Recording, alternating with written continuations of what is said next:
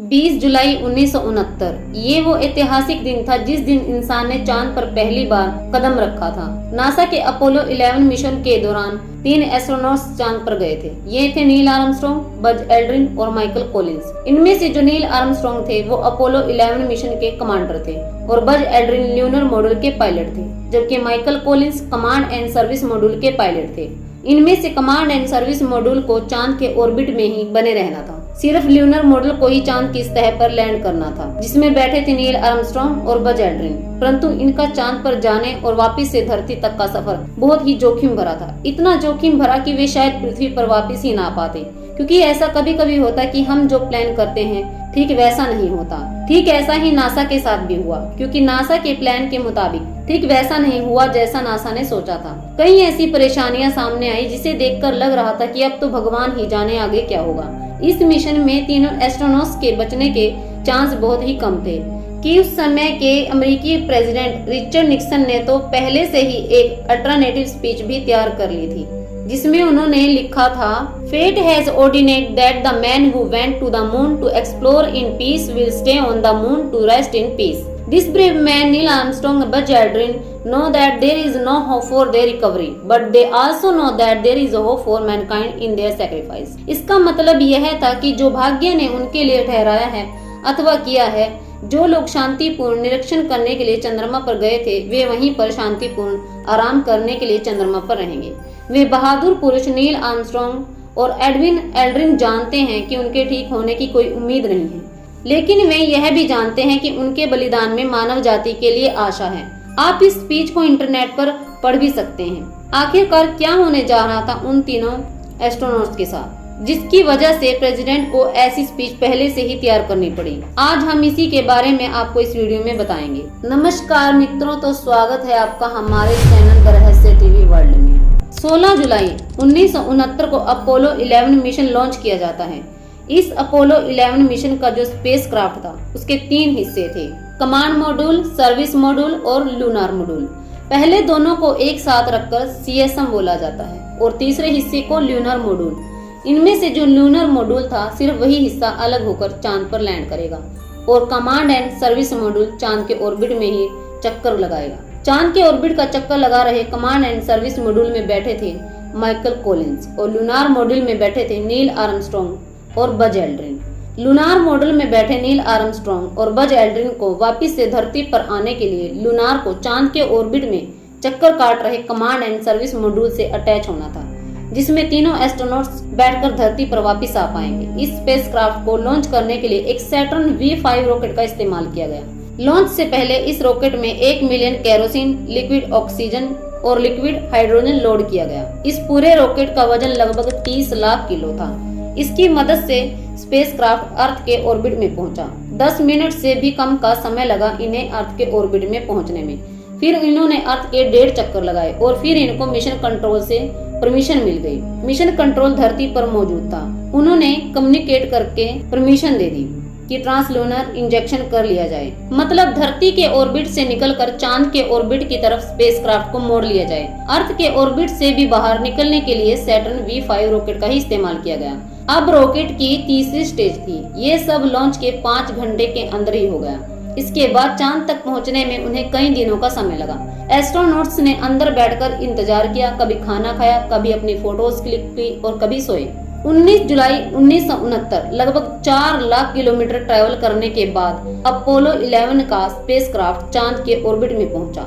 यहाँ इसका काम होता है 2 हिस्सों में स्प्लिट हो जाना, यानी कि अलग हो जाना।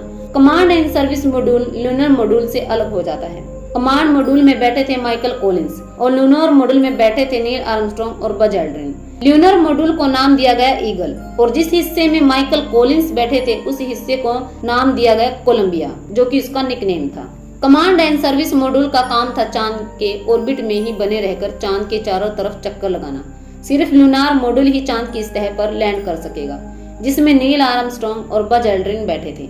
बेशक माइकल कॉलिंस को चांद की सतह पर कदम रखने का मौका नहीं मिला, परंतु फिर भी उनकी इस मिशन में अहम भूमिका थी, क्योंकि ल्यूनर मॉड्यूल को चांद की सतह से वापस आकर कोलंबिया के साथ अटैच होना था। क्योंकि कोलंबिया यानी कि कमांड एंड सर्विस मॉड्यूल को माइकल कॉलिंस ही हैंडल कर रहे थे। अगर वे ना होते तो दोनों एस्ट्रोनॉट्स शायद जिंदा वापस धरती पर आ ही ना पाते। तो माइकल कॉलिंस का भी एक बहुत बड़ा योगदान है इस अपोलो 11 मिशन में।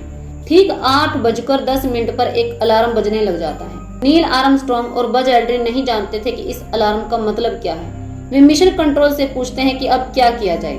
मिशन कंट्रोल धरती पर मौजूद था। वे कहते हैं कि इग्नोर करो और आगे बढ़ते रहो। बाद में पता चला कि 1202 अलार्म एक चेतावनी थी।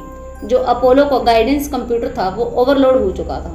बट थैंकफुली डिजाइन ऐसा किया गया था कि कंप्यूटर के जो आवश्यक प्रोग्राम थे वे कंप्यूटर में ओवरलोड होने के बावजूद भी चलते रहे। कंप्यूटर में ऑटोमेटिक लैंडिंग का प्रोग्राम भी डला हुआ था जो कि लूनार को ऑटोमेटिकली चांद की सतह पर उतार देगा। वे नोटिस करते हैं कि ल्यूनर मॉड्यूल चांद की ऐसी सतह पर लैंड करने जा रहा था जहां पर बहुत बड़े बड़े पत्थर और गड्ढे थे। ये देखने के बाद वो लोग बहुत घबरा जाते हैं कि अगर ल्यूनर मॉड्यूल गलती से भी ऐसी जगह पर उतरा जहां पर बहुत बड़े बड़े पत्थर और गड्ढे हैं तो यान क्षतिग्रस्त हो सकता है। इसलिए वे ल्यूनर को लैंडिंग साइट से लगभग 4 मील दूर एक जगह पर उतारने का निश्चय करते हैं। परंतु प्रॉब्लम अभी सॉल्व ही हुई थी कि एक नई प्रॉब्लम शुरू हो गई।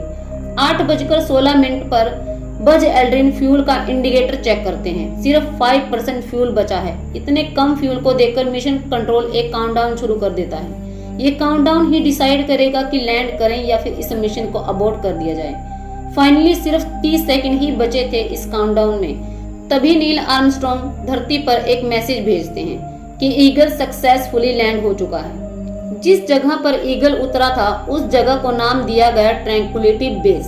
फिर नील आर्मस्ट्रॉन्ग अपना स्पेस सूट पहनते हैं और दरवाजा खोलते हैं और चांद पर अपना पहला कदम रखते हैं। इस मूवमेंट को 650 मिलियन लोग टीवी पर लाइव देख रहे थे। उनके चांद पर से पहले शब्द दुनिया को सुनाई देते हैं।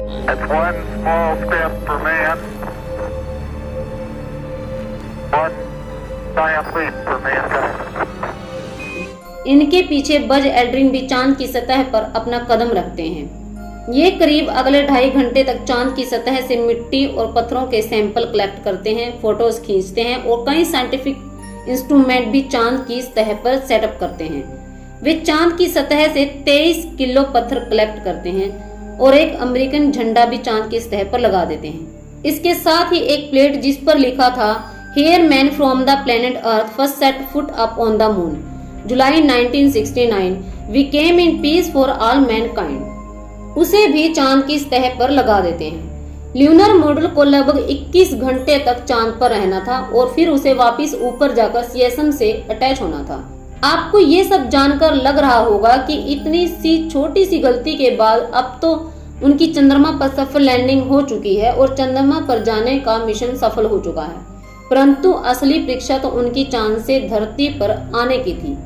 इस बीच कई ऐसी प्रॉब्लम्स आई जिन्हें देखकर तो लगता था कि अब एस्ट्रोनॉट्स धरती पर वापस ही नहीं आ पाएंगे। उनकी असली सफलता तो उनकी घर वापसी थी, जिसे पूरा किए बगैर यह मिशन अधूरा ही रह जाता। आखिर क्या हुआ उन तीनों एस्ट्रोनॉट्स के साथ? उनके चांद से धरती तक का आने का सफर कितना भयानक होगा, ये सब हम आपको पार्ट 2 में बताएंगे। और पार्ट 2 देखने के लिए इस वीडियो को लाइक और चैनल को सब्सक्राइब जरूर कर लें। धन्यवाद।